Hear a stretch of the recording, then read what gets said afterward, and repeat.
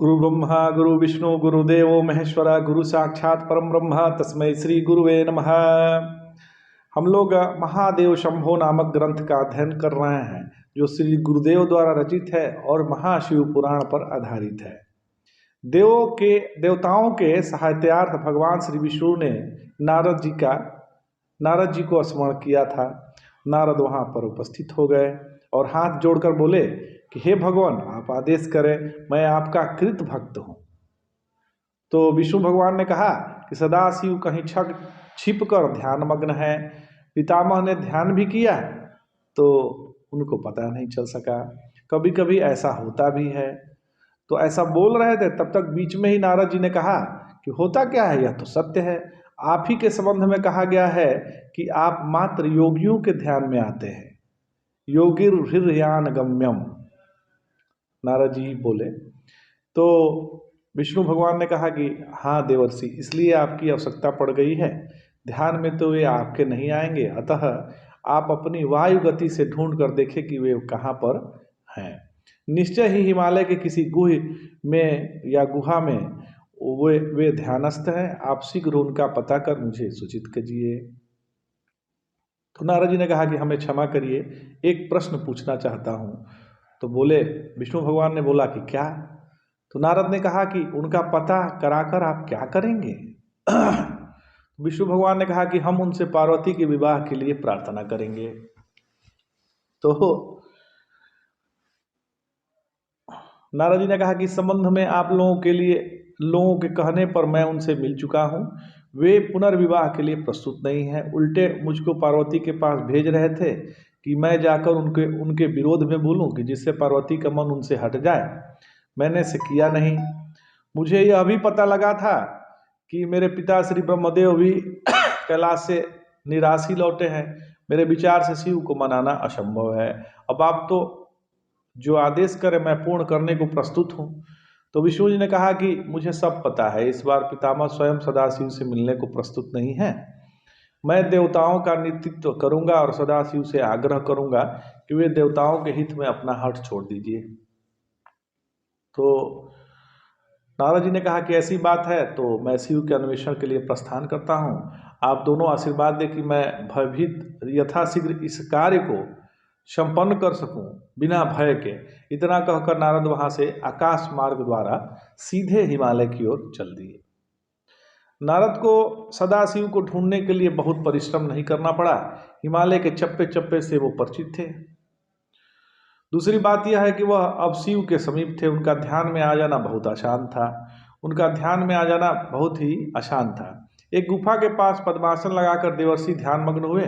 थोड़ी देर में उन्हें पता चला कि शिव किस गुफा में अंदर समाधिस्थ हैं। उन्हें यह भी अनुमान लगा कि उनका समाधि गहरी है, अतः उनको गुफा के अंदर प्रवेश कर निश्चय कर देना चाहिए कि देवादिदेव सचमुच वहां वर्तमान हैं अथवा नहीं है। उन्होंने धीरे धीरे गुफा के अंदर प्रवेश किया। चारों ओर अंधकार ही अंधकार था। मार्ग अत्यंत घुमावदार था। बहुत अंदर जाने पर कुछ प्रकाश दिखाई पड़ा। यह शायद शिव की जटा पर आसीन अर्धचंद्र का प्रकाश था। नारद से सोचा कि वह थोड़ा और बढ़े। कुछ ही दूरी पर सचमुच सदाशिव पूरी तरह समाधिस्थ थे। उन्हें पता भी नहीं लगा कि नारद गुफा के अंदर पहुंच चुके हैं। देवर्षि ने सोचा कि चुपचाप लौट जाने में ही कुशल है। अगर शिव को पता चला कि उन्हें ढूंढ लिया गया है तो वे फिर मिलने से रहे। अब आवश्यकता यहाँ थी कि शीघ्र विष्णु लोक पहुंचकर भगवान शिव का पता बता दिया जाए। और नारद तेजी से अपने गंतव्य की ओर चल दिए। भगवान का शंकर का पता तो लग गया। उन्होंने पहुंचते पहुंचते विष्णु भगवान से कहा। फिर विष्णु भगवान ने कहा कि कहाँ है सदाशिव? तो उन्होंने कहा कि हिमालय की एक अगम्य गुफा में समाधिस्थ है। तो विष्णु भगवान ने कहा कि आपने उन्हें स्वयं देखा है? तो उन्होंने कहा कि हाँ, मैं उन्हें अपनी खुली आंखों से देख कर आ रहा हूँ। तो विष्णु ने प्रश्न किया कि अगर वे अब तक वहां से कहीं अन्यंत्र खिसक गए हों तब क्या करेंगे? आप द्वारा देखे जाने का पता तो उन्हें चल ही गया होगा। तो नारद ने कहा कि नहीं, मैंने पर्याप्त सावधानी बरती। गुफा में उनके मस्तक पासीन क्षीण चंद्रमा के आकाश में उन्हें दूर से ही देख लिया। वे गहरी समाधि में थे और मैं तत्काल उल्टे कदमों गुफा से बाहर आ गया। मेरे वहां जाने पर उन्हें कोई ज्ञात नहीं हुआ। तो विष्णु भगवान आकर हम सभी देवता के साथ भगवान पशुपति के दर्शन करते हैं, क्या उस समय उस गुफा में पर्याप्त स्थान है? तो नारद जी ने कहा कि गुफा का द्वार तो सकरा है, आगे का मार्ग भी बहुत दूर तक पतला ही है, किंतु गुफा पर्याप्त लंबी चौड़ी है, निश्चित ही सभी देव का वहाँ पर स्थान पा जाएंगे। तो विष्णु ने पूछा, फिर आप एक कार्य कीजिए, यदि कर पाइएगा तो बोले कि क्या? भगवान का कौन ऐसा आदेश है जो हम नहीं कर सकते, जिसका मैं पालन करने के लिए प्रस्तुत नहीं हूँ? मेरी भक्ति पर आपको संशय है क्या? सदा तो आप ही के नाम जपता रहता हूँ। तो विष्णु भगवान ने कहा कि मुझे आपकी भक्ति पर कोई संशय नहीं है, यह कार्य थोड़ा कठिन है और शीघ्र करना है, इसलिए मैंने आपसे यह प्रश्न किया है। तो नारद बोले कि फिर भी आदेश कीजिए, आपका कार्य तो हो ही जाएगा, चाहे जिस प्रकार हो। तो विष्णु भगवान ने कहा कि आप सभी देवताओं को सूचित कर दे कि आज ही संध्या हिमालय के लिए प्रस्थान करना है, वे सभी तैयार होकर यहाँ पहुँच जाए। तो नारद जी कुछ देर मौन रहे, मौन होकर सोचते रहे, देवताओं की संख्या कम नहीं है, सबको इतना शीघ्र कैसे सूचित करें? तो विष्णु भगवान ने कहा, क्यों देवर्षि, आप कुछ बोलते नहीं, हमारे पास समय बहुत कम है, जल्दी करिए। तो नारद ने कहा, यही तो मैं सोच रहा हूँ कि इतना शीघ्र मैं सभी देवताओं को कैसे आहूत कर पाऊंगा, आप अन्यथा न ले तो मैं एक यत्न सुझाऊं? तो बोले, कहिए। तो देवर्षि ने कहा कि आपको पता है कि इंद्र देवराज हैं, सभी देवता उनके अधीन हैं, सबका आता पता भी उन्हें ज्ञात है। मैं ठहरा अकेला, उनके पास दूतों की सेना है, वे शीघ्राति से इस कार्य को संपादित कर सकते हैं। मेरे विचार से यह दायित्व उनको ही देना उचित है। मैं तो आपका आदेश स्वप्न में भी टाल नहीं सकता, किंतु समय की कमी को देखकर मैं यह परामर्श दे रहा हूँ। तो विष्णु भगवान ने कहा कि आपका परामर्श सर्वथा उचित है।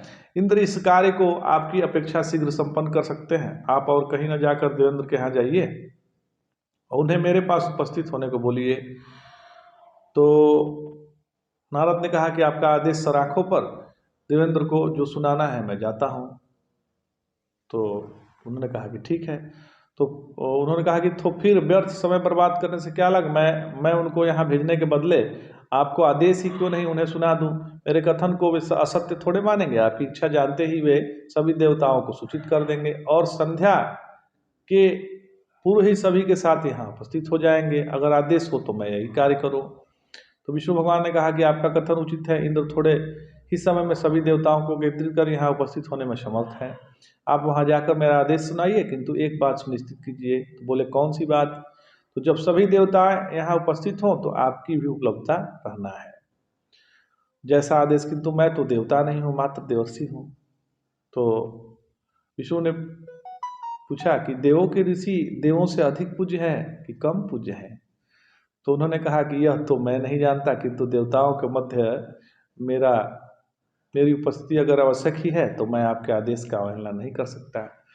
तो विष्णु भगवान ने कहा कि आपकी उपस्थिति इसलिए आवश्यक है कि आपको भी हम सबों के साथ प्रस्थान करना है। तो उन्होंने कहा, क्यों, मैं देवताओं के साथ जाकर क्या करूँगा? तो विष्णु भगवान ने कहा कि सीधी सी बात है, हम लोगों को सदाशिव तक पहुँचाएगा कौन? हम तो हिमालय के जंगलों में भटक कर ही रह जाएंगे। तो आप ही को पता है कि वो कहाँ, किस गुफा में समाधिस्थ है। तो महर्षि ने कहा कि यह तो आपने उचित कहा, इस तथ्य को तो मैं भूल ही गया था, मैं वैसे ही आप सबों के साथ चलूंगा, किंतु एक बात ध्यान रखिएगा, शिव जी इससे क्रुद्ध हो सकते हैं। अगर मैं उनके पास गया तो आप लोगों को बना बनाया काम भी बिगड़ जाएगा। तो विष्णु भगवान ने कहा कि अच्छी बात है, आप हमें गुफा द्वार दिखाकर बाहर ही रह जाइएगा, हम देवताओं के साथ किसी तरह उस सकरे मार्ग से सदाशिव का दर्शन कर लेंगे। और विष्णु को बहुत अधिक प्रतीक्षा नहीं करनी पड़ी।